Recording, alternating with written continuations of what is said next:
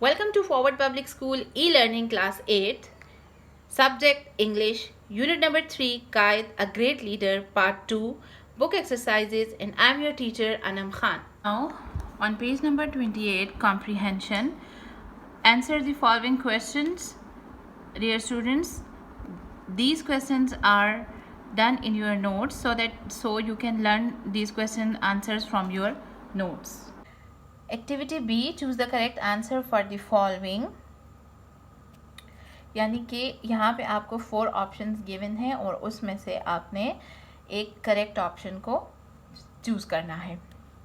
Number 1 is as he drove through the great sea of people that stretched from the airport to the city. जैसे ही वो लोगों के समंदर से गुजरा जो कि हवाई अड्डे से शहर तक फैला हुआ था.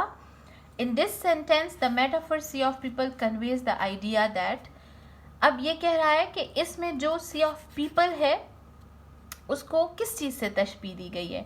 Metaphor means तशबीह देना. What is metaphor? Metaphor जो है वो is a figure of speech that makes a comparison between two unlike things. जो जब दो अनलाइक थिंग्स के बारे में कंपैरिजन होता है, जैसे उर्दू में हम इसको कहते हैं तशबीह देना. जब हम किसी दो डिफरेंट चीज़ों को एक मतलब तशबीह के लिए इस्तेमाल करते हैं तो उसको हम कहते हैं मेटाफर. यानी कि जब दो डिफरेंट चीज़ों को हम कंपैरिजन एज अ कंपैरिजन एक मवाजने के तौर पर इस्तेमाल करते हैं तो उसको हम मेटाफर कहते हैं. For example, the snow is white blanket.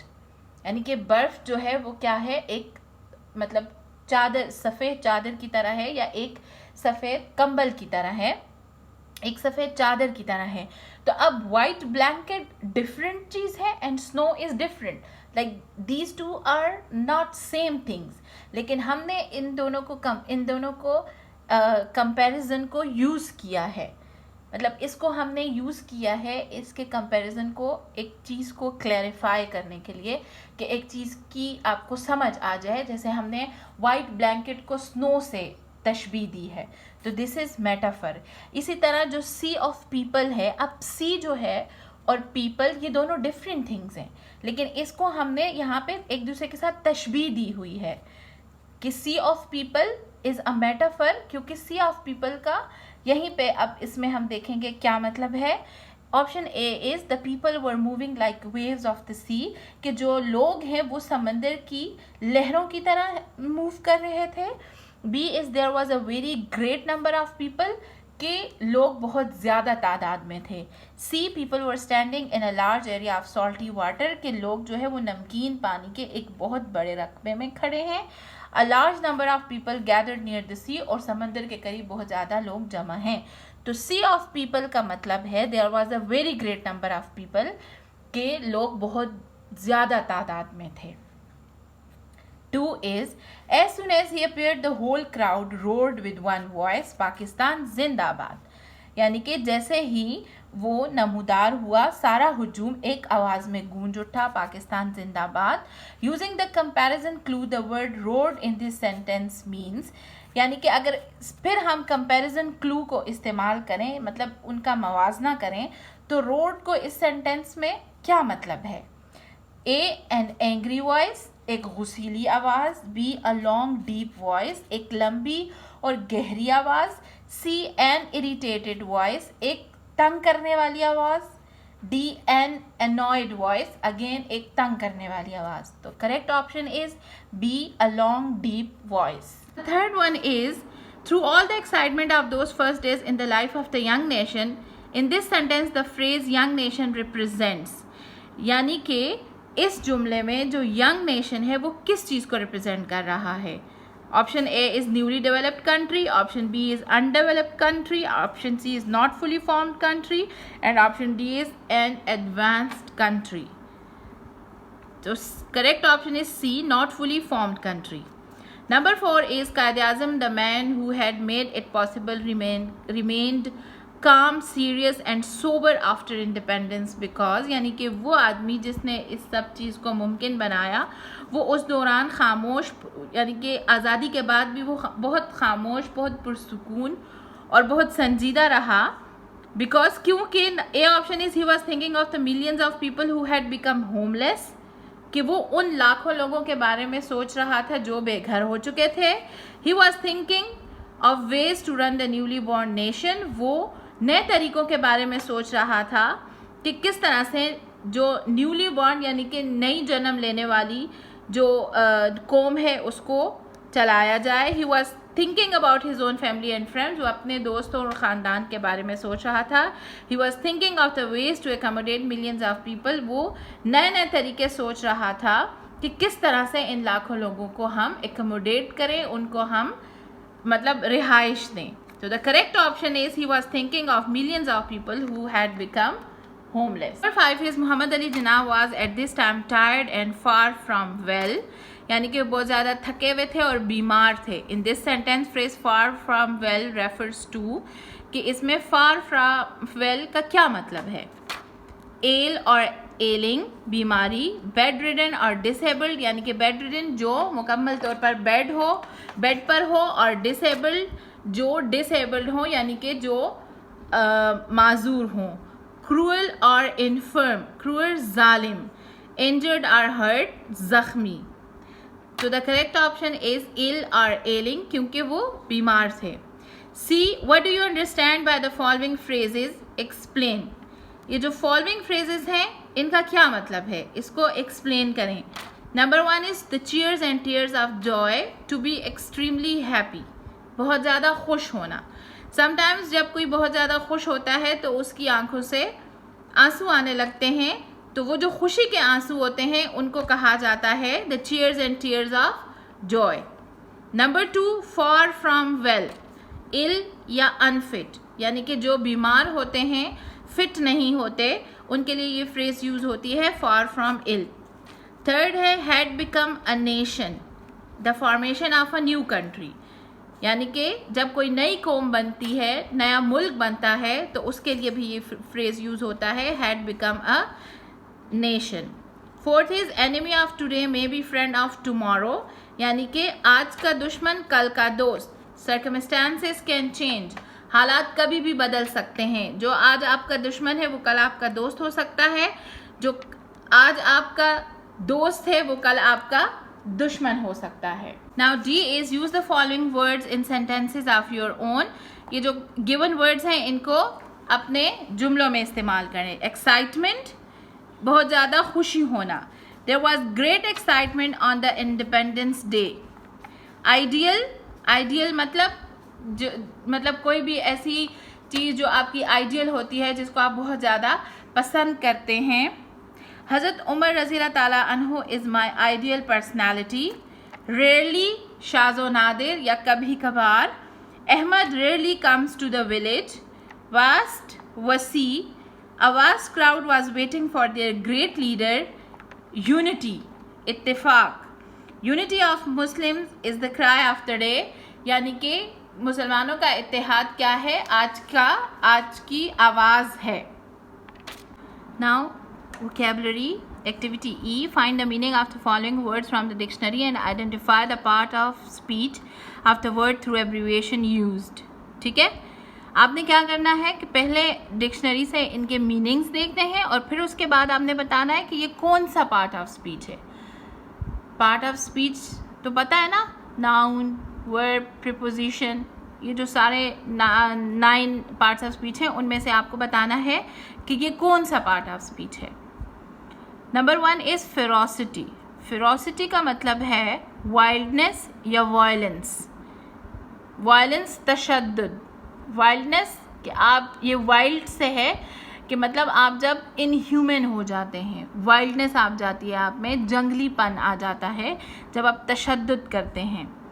तो दिस इज़ नाउन. ठीक है. Second is remind. रिमाइंड का क्या मतलब है, याद दिलाना, मतलब याद जब आपको आता है. Now remind is the verb. ठीक है, इसका मतलब है put in the mind of someone, कि जब आप कोई चीज़ किसी के माइंड में डालते हैं, आप उसको याद दिलाते हैं या उसको खुद याद आ जाता है, दैट इज़ रिमाइंड. और ये कौन सा पार्ट ऑफ स्पीच है, वर्ब है. डिटर्मिनेशन, डिटर्मिनेशन का मतलब है फर्मनेस ऑफ पर्पस, यानी कि जब आप किसी काम के लिए बहुत ज़्यादा पुख्ता इरादा रखते हैं, तो ये क्या है, नाउन है. Crowd, a large number of things or people, यानी कि चीज़ों का या लोगों का बहुत बड़ी तादाद में होना, दैट इज़ क्राउड. तो crowd is a noun. The last one is sober. Sober मतलब dignified in manner. Dignified in manner यानी कि आप जो आपका तरीका है, जो आपके मैनर्स हैं, उसमें आप बहुत ज़्यादा डिग्निफाइड हो, बहुत ज़्यादा पुरवकार हो, बारोब हो. तो सोबर जो क्या है वो एडजेक्टिव है, क्योंकि सोबर इज़ द क्वालिटी. ठीक है. Activity F is consult a thesaurus and find out the antonyms of the following words.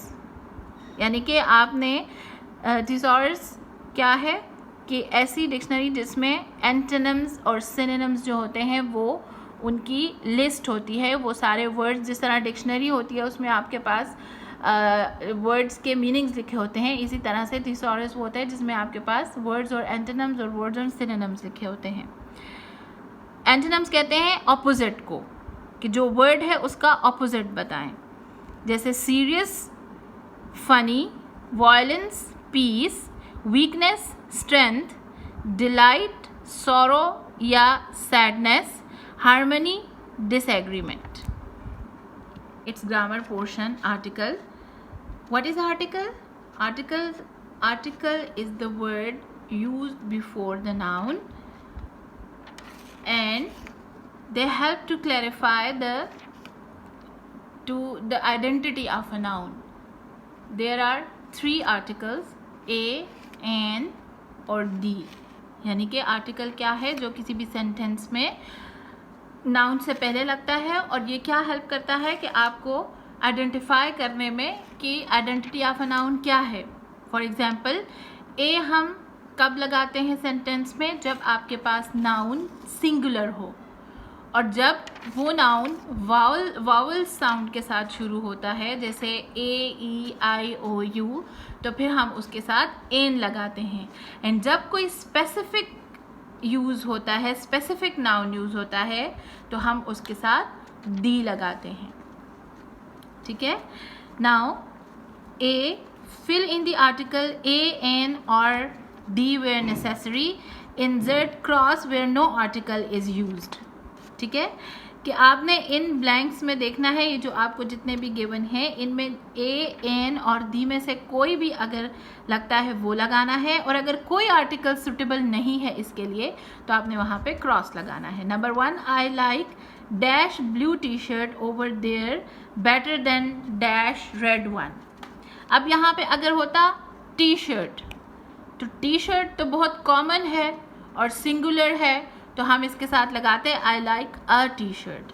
अब इसने यहाँ पे इसके साथ लग गया है ब्लू टी शर्ट, तो ब्लू लग के इसने इसको एक स्पेसिफिक कर दिया है कि और कोई शर्ट नहीं, सिर्फ ब्लू टी शर्ट. तो फिर हम इसके साथ दी लगाएंगे, I like the blue T shirt over there better than the red one. Now their car does 150 miles dash hour. अब ये जो है इसमें हमारे पास H इज साइलेंट और this starts with the O. Now O is the vowel sound, so hour, so हम यहाँ पे आर्टिकल लगाएंगे an. Their car does 150 miles an hour. Third is where is dash USB drive I lent you last week.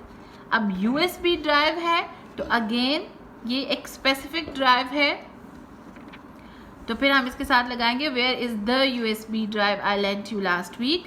4 is do you still live in Bannu, तो यहाँ पे हम cross लगाएंगे क्योंकि यहाँ पे कोई भी आर्टिकल नहीं लगता, हम इसको सिंपली कहेंगे do you still live in Bannu. Fifth is your mother working in dash old office building. Now old office is making this building specific, खास बना रहा है इसको, तो हम इसके साथ लगाएंगे कौन सा article, the. Is your mother working in the old building, old office building. Now move towards verbs. What is a verb? Verb is a word which shows action. यानी कि वर्ब ऐसा वर्ड है जो एक्शन को show करता है, किसी के अमल को शो करता है कि वो क्या कर रहा है, उसको जो वर्ड शो करता है that is verb.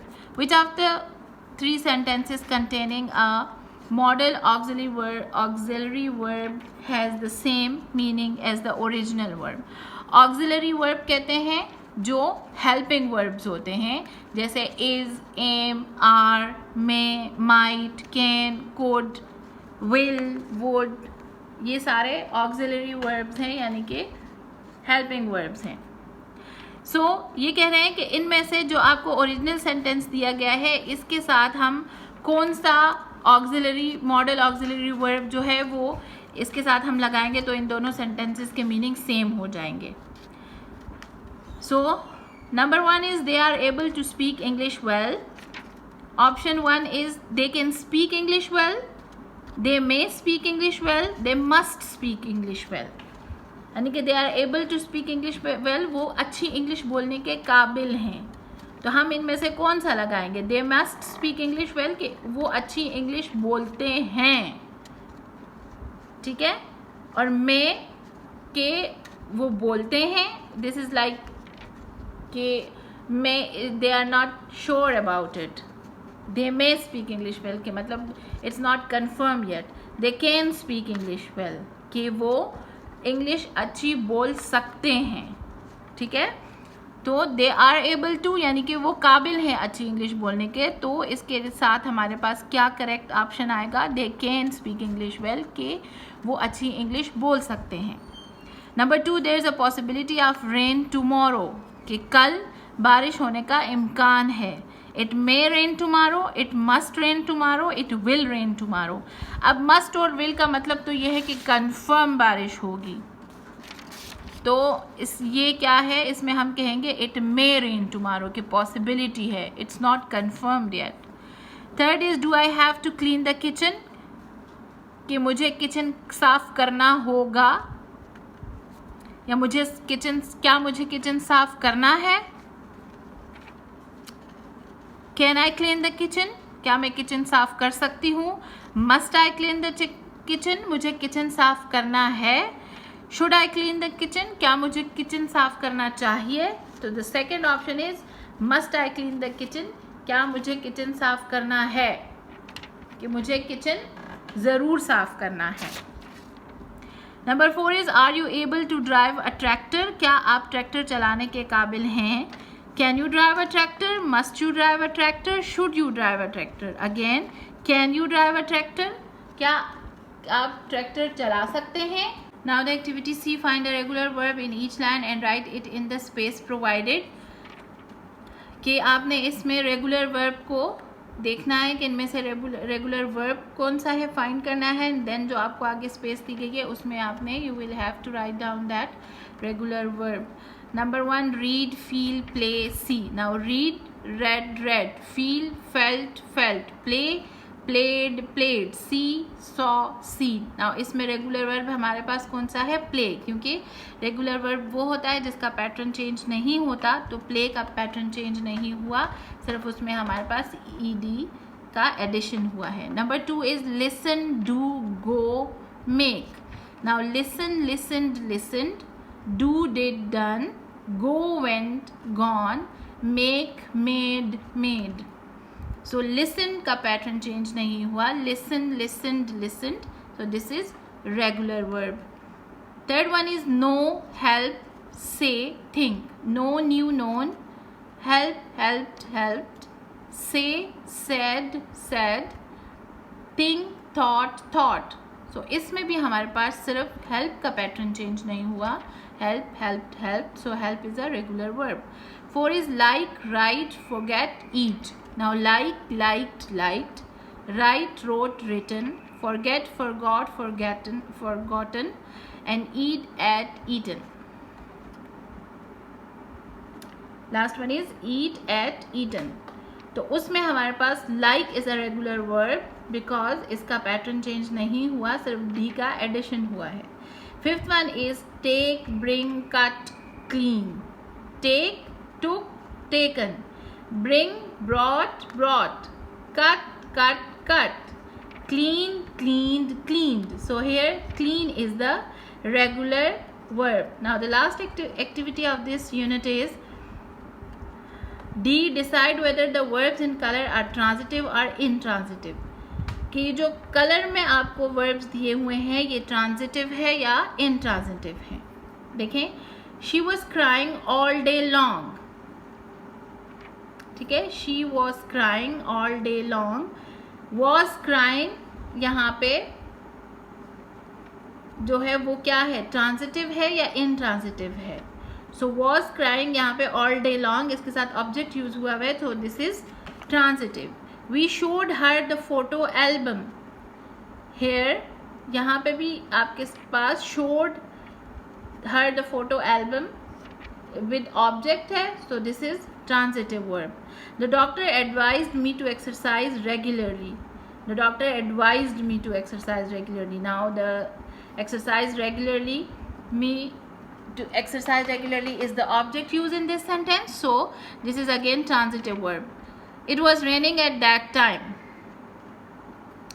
and it was raining at that time, this is intransitive. She laughed at the joke. Now laughed is also intransitive. कि अगर हम इसको without object भी देखें तो it is giving us a complete sense कि it was raining, बारिश हो रही थी, and it was raining at that time कि उस वक्त बारिश हो रही थी. and number 5 she laughed, अगर हम कहें वो हंसी, so it gives a complete sense कि वो हंसी. अगर हम इसको with object भी यूज़ करें, she laughed at the joke, वो joke पर हंसी, तो भी ठीक होगा. so this is intransitive verb. So this is it for today's class. Now dear students, this class will be helpful, and thank you so much. Stay safe, stay home.